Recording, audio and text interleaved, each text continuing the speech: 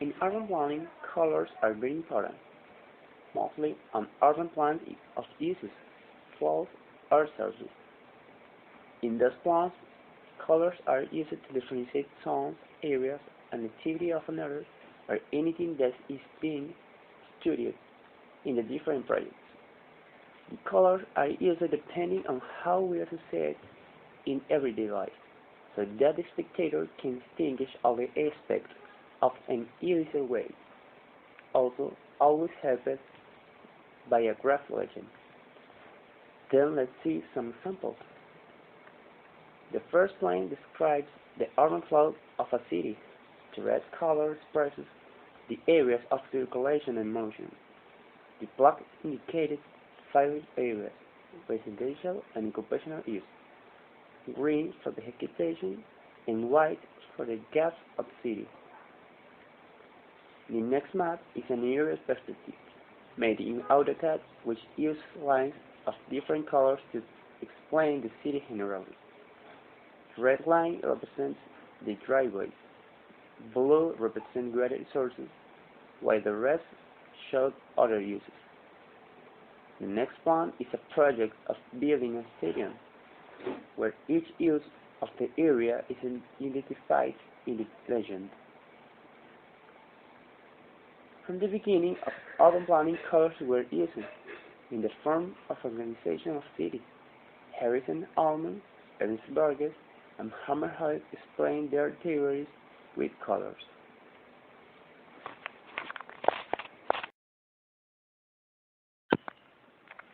Bad use of lighting in urban planning. Caracas, dark city.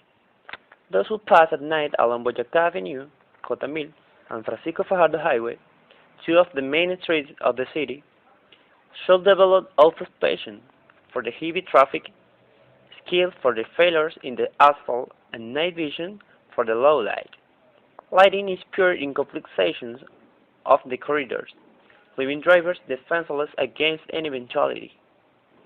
On the avenue, there are 90 damaged lights from west to east, among the comparison in Barrel Avenue and exits at Terraza de la Vila, while in the opposite direction, 95 points are dark, for a total of 185 lampposts without light. Moreover, the Venezuelan population in general has been suffering the consequences caused by the lack of management in Corpolec, the main company that supplies electric energy to the nation. The constant power outages that at night have made Caracas a dark city, and the country complete, because not only occur in the capital. The problem with electricity is stress is not restricted to damaged lampposts. It also includes failures and fluctuation in supply of energy that damage the traffic lights.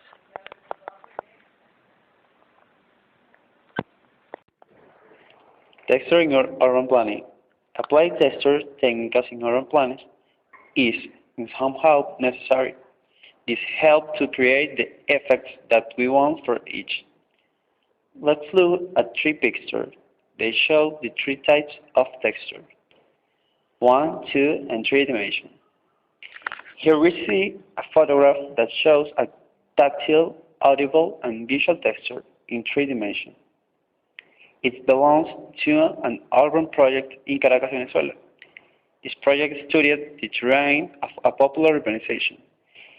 Here is important represent a high image quality that distinguishes their different dimensions, elements, and materials in the space.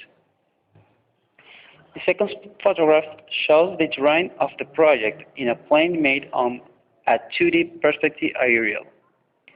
Here we note the following visual textures: rough for the trees, smooth for the buildings, and harsh for the ground. On the third picture shows a smooth texture, tactile. The technical used on the level lines gives an appearance of a rivet texture. So, the use of texture in urban planning is totally important. It helps to distinguish different space and materials that are on the place. Acoustic in urban planning. Location: Elite Street in Chacao, Caracas. Chacao is an area of Caracas City heavily traveled for pedestrians and vehicles because of the wide range of stores, license offices, legal centers, and malls that it has. On a visit that I made in the place, I decided to stop me in a corner of Elite Street, a central point, to perceive all the sounds that are generated there.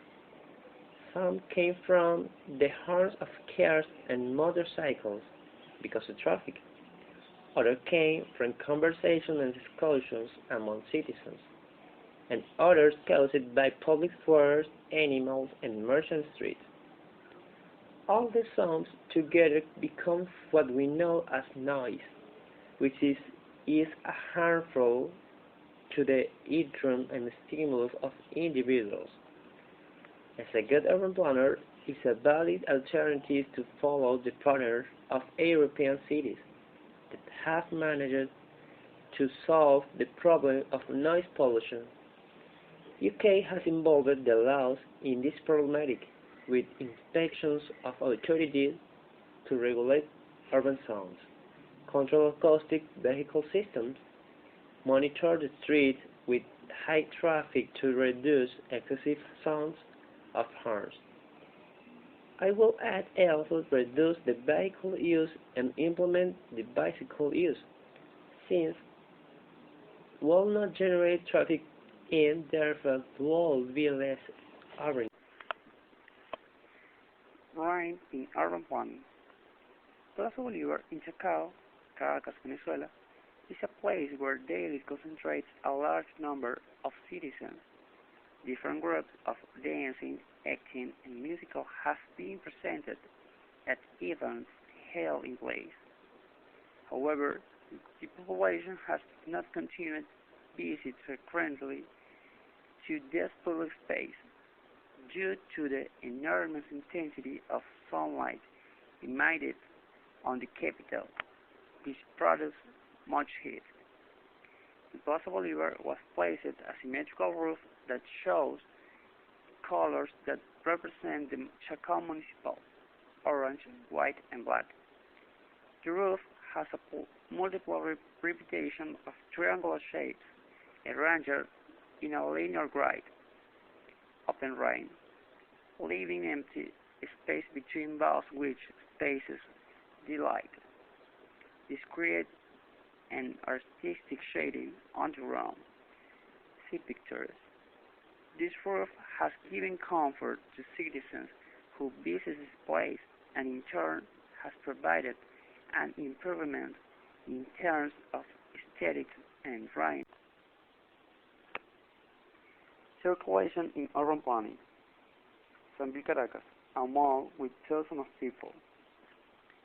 The shopping center Sambil Caracas in Chacao was inaugurated in the year 1998 by Constructora Sambil, which was created by engineer Solomon Levy Cohen in 1958. There are different headquarters in Venezuela and one in the Dominican Republic. It is now considered one of the busiest malls in the city of Caracas and all the country. Every day, the place is decided for 120,000 of people, approximately. This mall was created with the idea to incorporate this amount of people, but the increase of the population is becoming more severe, and this keeps that the pedestrian circulation be totally effective.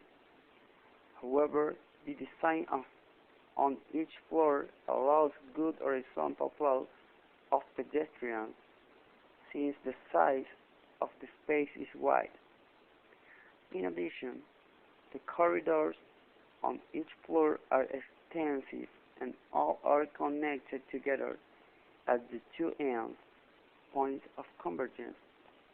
All levels are identified and have a map of the site. Therefore, those who do not frequent very often can be guided easily and thus speed the pedestrian movement. Vertical circulation is also very good. Some has a broad system in terms of escalators, elevators, and although many people don't know, there are stairs in the corridors. All this pedestrian circulation system is part of the design of the structure, so it's important for the architect and urban planner to implement projects that are enjoyable for users that will transit to the place.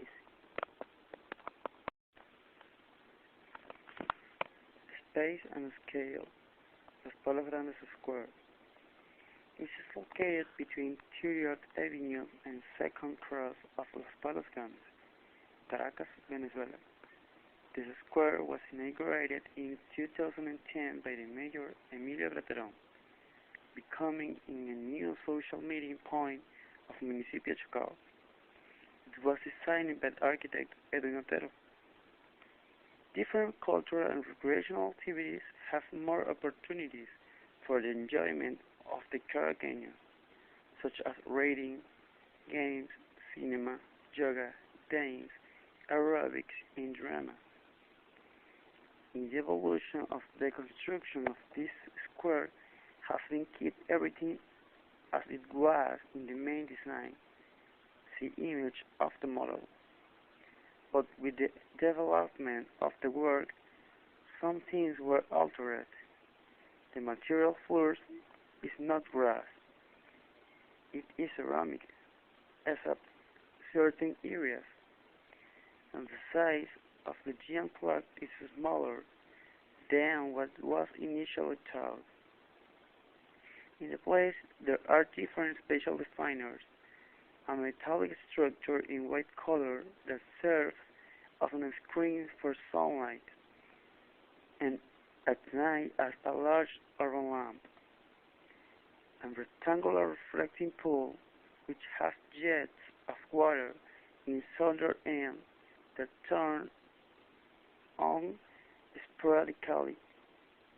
An area for library, community space, parking, and ambulatory located on an adjacent parcel. Some particular elements of the square are a Venezuelan flag, an emblem of Municipio Chocó, and an giant clock embedded in a rectangular concrete structure. The space in general is quite large. People can be distributed easily. This brought to consequence a high pedestrian flow and mostly tourists. The place is appropriate for different types of uses: recreational, cultural, educational, and sporting. Proportion and total dimension of interior space is good, but could be better. That is, could be larger, with more ground and areas for running, jogging, exercising, etc.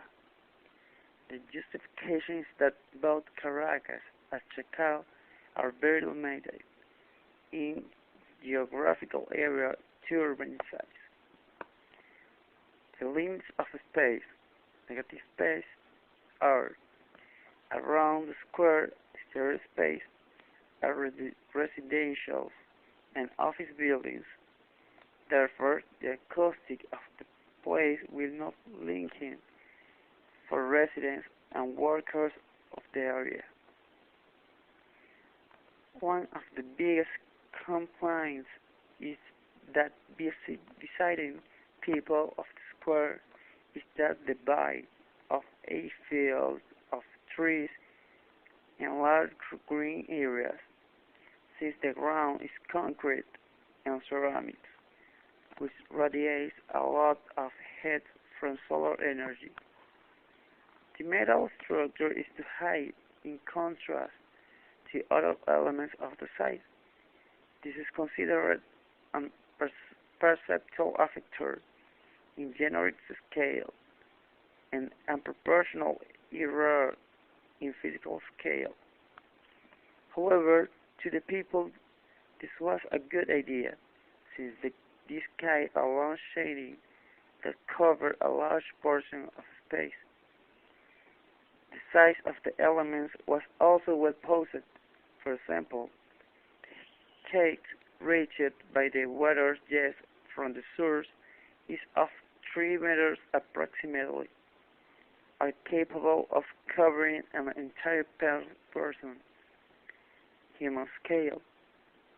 The diameter of the watch is also very large, which allows people to check the time easily. Effectual scale.